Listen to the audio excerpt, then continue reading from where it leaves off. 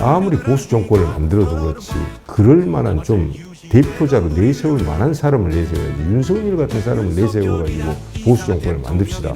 이게 도대체 국민들한테 할 짓입니까, 사실. 네, 안녕하십니까. 40대 대한의사협회 회장을 했던 최대집이라고 합니다. 반갑습니다.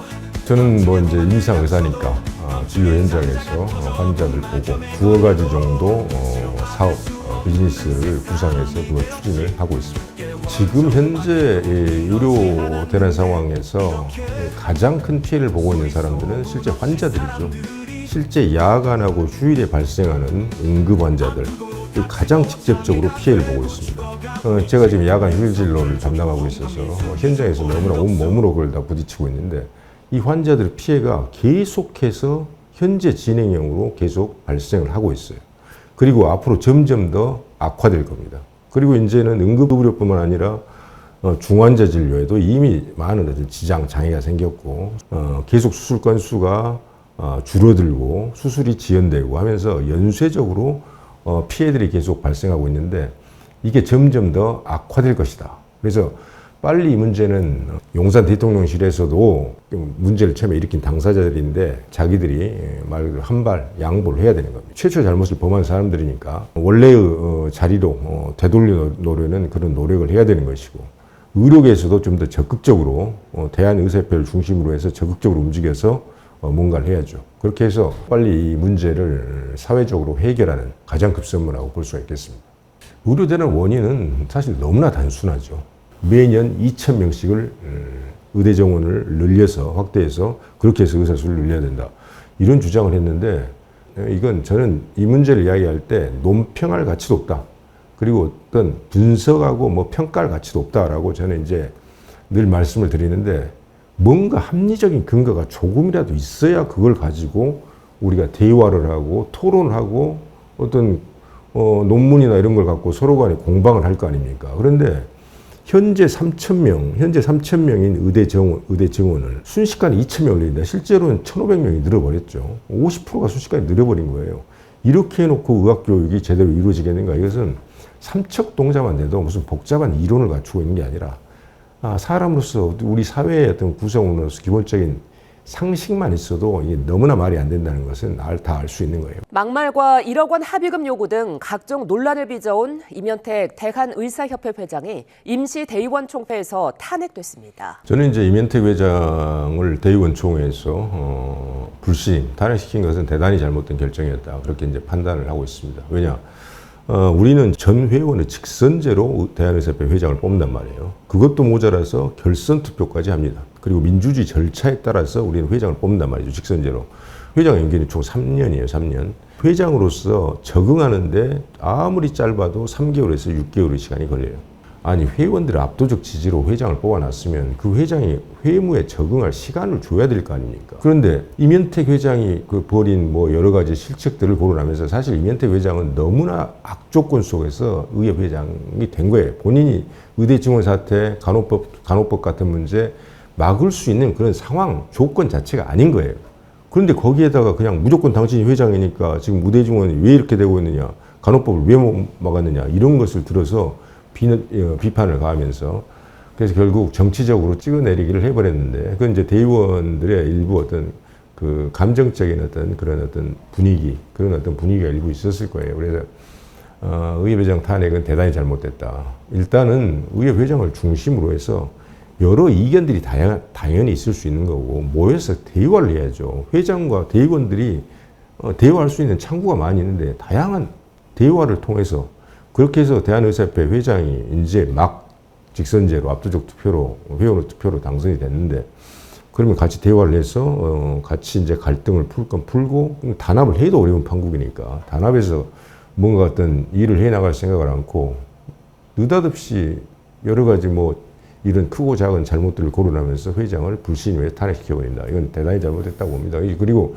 번지수가 잘못됐잖아요. 번지수가 지금 의료계가 힘을 똘똘 뭉쳐서 윤석열을 탄핵시켜야지 느닷없는 우리들 회장인 임현택을 탄핵을 시켜버립니까? 이건 대단히 잘못된 것입니다. 일단은 저는 대한의사협회가 전문직 단체에서 직선제로 회장을 뽑는 것 이 자체도 그렇게 흔치는 않아요. 다른 여러 가지 전문직 의사단체, 외국 의사단체, 대표하는 의사단체들의 사례를 보면, 하지만 우리는 일단 직선제로 뽑고 임기가 짧습니다. 그래서 불신임제도 자체가 없어져야 된다. 저는 이제 그런 생각을 많이 한 사람이에요. 그래서 저도 사실 제가 기존 다른 분이 회장을 하고 있을 때 불신임 임총을 주도를 저도 몇 번 했던 사람이고, 제가 또 회장을 할 때 불신임 임총을 2번이나 당했던 사람이고, 여러 회장들의 실제 탄핵이 되는 것을 2번이나 지켜봤고, 불신임 현장들을 이렇게 쭉 지켜봤었는데, 저는 이 불신임 제도는 적어도 대한의사협회에서는 오히려 정쟁만 부추길 뿐이지 필요한 제도가 아니다. 이것은 대의원 총회에서 좀 양식 있는 대의원 몇 분이 정관 개정안을 좀 올렸으면 좋겠습니다. 앞으로 여러 가지 어떤 중요한 사안들에 대해서 추진력 있게 일을 추진하려면 관련된 당사자들 다 합의에 의해서 어떤 일을 추진하기에는 너무 시간이 촉박하니까 말 그대로 조금 지시적이고 명령적인 방식으로 일을 추진할 꽤 된단 말이에요. 그런데 이제 그런 데서 감정적인 부분에 어떤 좀 서운하게 생각하는 사람도 있다든지 뭐 여러 가지 차원에서 이제 대의원 총회의 어떤 불신임 제도나 이것은 회장한테는 상당한 압박이 되는 게 사실입니다. 물론 저는 이제 그런 것을 뭐 별로 개의치 않고 회장할 때 주로 업무를 처리하는 데 집중을 해서 했었지만, 아무튼 제가 생각하기에 불신임을 당할 만한 뭐 특별한 그런 잘못을 하지 않은 것 같은데, 저도 2번 불신임 임총이 열렸으니까. 그래서 아무튼 회장들한테는 상당히 좀 부담이 되는 그런 제도인 것이죠. 이 시간이 너무 짧기 때문에요. 이번에 이제 42대 집행부인데, 이면태 회장 집행부가 들어와서 그래도 대한의사협회 중심으로 이 어떤 거버넌스라고 보통 하지 않습니까? 대한의사협회 중심으로 다시 한번 이 거버넌스를 확립하려고 어떤 노력한 것, 그것은 이면태 회장의 어떤 올바른 회무 방향이었고 잘한 것이었다고 말할 수가 있죠. 그리고 나머지 뭐 못했던 점은 사실 뭐 너무 시간이 짧기 때문에 또 상황 자체가 워낙 좋지가 않습니다.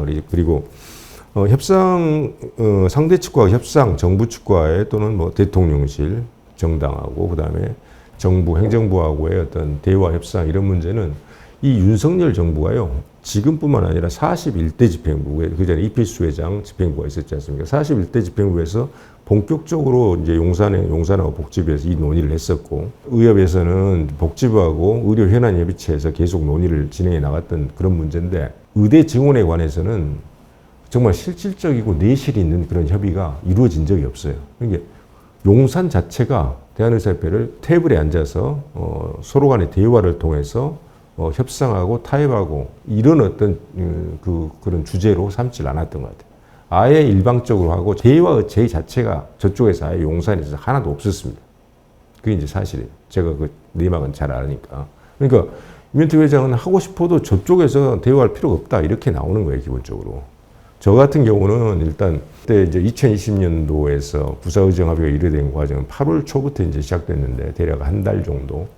정부에서 일방적으로 이제 발표했죠. 매년 400명씩에서 10년간 4,000명의 의대 증원을 하겠다. 그래서 4,000명을 추가적인 의사를 확보하고 공공대학곳을 신설하겠다. 이게 당정청 합의가 이루어진 사안이다. 일방적으로 발표를 했어요. 제가 몇 달 전부터 그렇게 하면 안 된다고 제가 분명히 이야기를 했는데, 그래서 저희들은 바로 투쟁으로 들어갔고, 투쟁으로 들어가면서 이건 당연한 겁니다. 사회적으로 어떤 정치 사회적인 투쟁이 이루어질 때는 투쟁이 이루어지면서 동시에 이건 투쟁은 그냥 투쟁 자체가 목표가 아니잖아요. 그 투쟁을 통해서 뭔가 어떤 특정한 어떤 목표를 달성하기 위해서는 대화하고 협상을 해야 되기 때문에 당연히 협상 창구를 열었죠.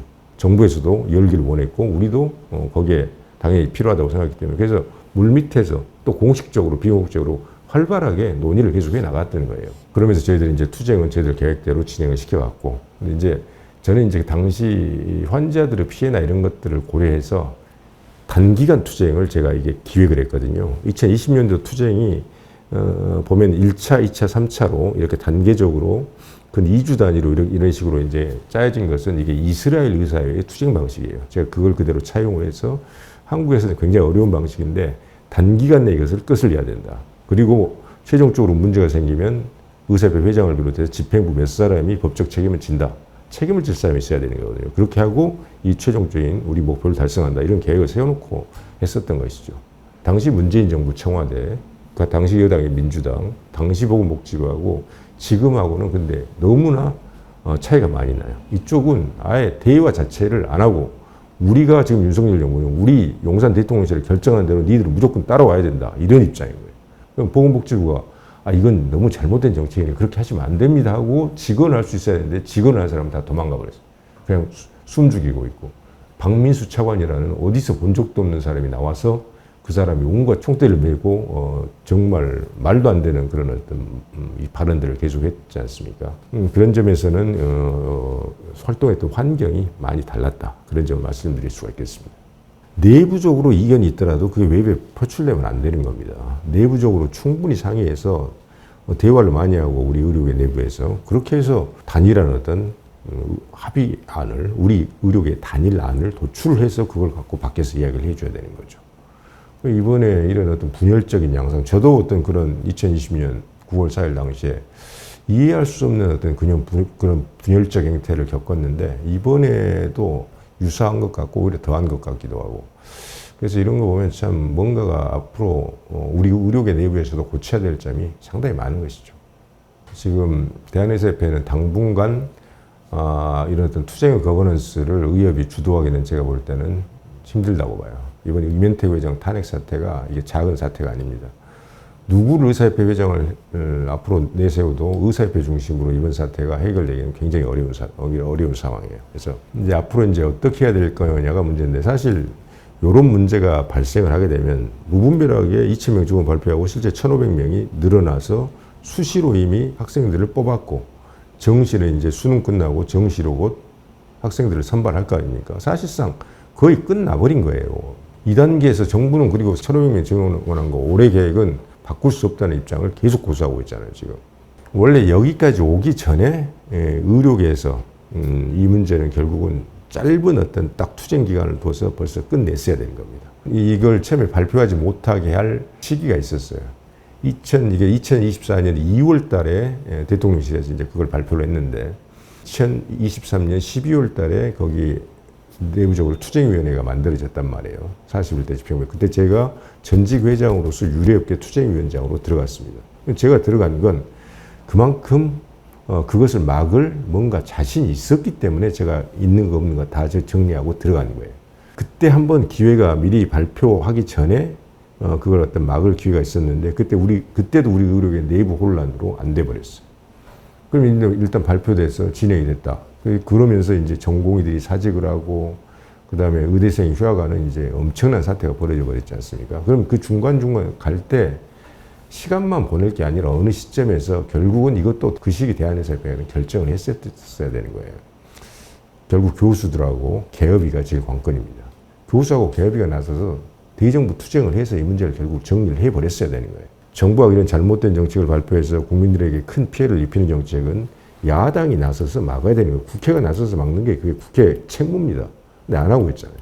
언론들도 적극적으로 비판해서 너무 잘못된 정책이기 때문에 국민들에게 알리고 여론 조성해서 막아야 되는 거예요. 많은 시민사회단체들도 그런 일을 해야 되는 겁니다. 근데 우리나라는 요게 안 돼 있어요. 잘못된 정부가 의료 정책을 먼저 내놨고 그게 이제 국민들한테 막대한 피해를 끼칠 것이 우려가 될 때 또는 끼치고 있을 때 그 결국은 이건 의사들 몫이 또 될 수밖에 없어요. 해결하는 게. 지금까지 그래왔습니다. 아주 지금 오랜 기간 동안.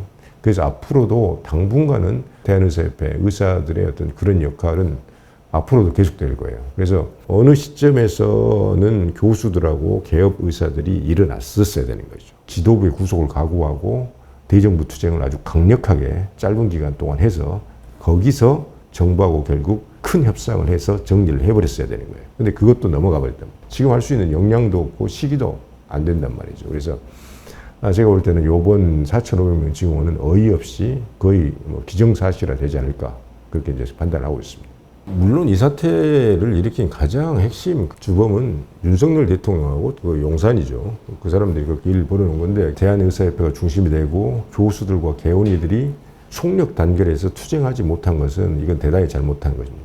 이게 했으면 아마 막을 수 있었을 거예요. 근데 이미 그것을 못했기 때문에 이미 사실 거의 물 건너갔고 정시를 뽑지 말자 뭐 그런 대안도 있는데 정부 입장이 정시도 다 뽑겠다 원래대로 이 입장 우리는 이건 못 바꾼다 내년 정오부터 논의하자 이런 입장을 고수하고 있기 때문에 4,500명 그것은 아마 기정사실화되어 갈 것이고 향후 이제 투쟁에 있어서 제 생각에는 그래서 의사협회를 중심으로 해서 여러 의료 산하 단체들 이렇게 해서 한 해 이제 새로 들어오는 4,500명이 들어오게 되면 이게 적어도 앞으로 10년 이상을 두고 의료계의 골칫거리가 될 거예요. 이걸 어떻게 이 학생들을 교육시키고 실습시키고 하는 문제가 10년 이상 계속 문제거리가 되면서 우리나라 의학교육 시스템 그다음에 수련 시스템을 계속해서 망가뜨릴 겁니다. 그렇게 되면 그걸 기정사실을 전제로 해서 앞으로 향후 3년간은 2026년, 27년, 28년간은 500명씩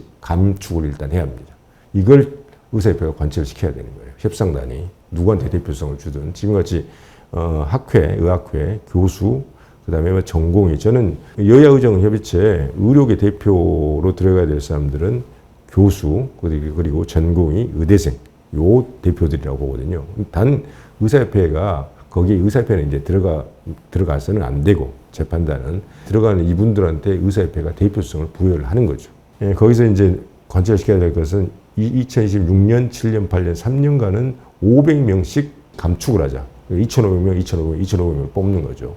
그러면 1,500명을 늘려놨던 것을 원래대로 의사 숫자를 맞출 수 있으니까 그렇게 하고 6, 7, 8, 2029년부터 지금 그 추계를 위한 어떤 기구를 만들려고 하지 않습니까? 이 법정기구로 만들어야 되는 거예요. 법정기구로 만들어 정부 예산을 주고 근데 또 독립적인 기능을 부여를 해야 됩니다. 정부 예산을 주되 상당한 독립성을 부여해 줘야 되는 거예요. 여기에서 2029년부터 적용을 하자. 이 정도의 어떤 합의안을 가지고 의료계에서 정부와 결국 협상을 해야 되고 이걸 정부가 못 받아들인다 그러면 내년에 교수와 개원이가 중심이 된 대규모 투쟁을 집단행동을 해야만 한다. 그것을 해서 이런 어떤 의료계의 단일한 의료계 합리적인 안을 관철시켜야 된다. 저는 이제 그런 생각을 하고 있죠.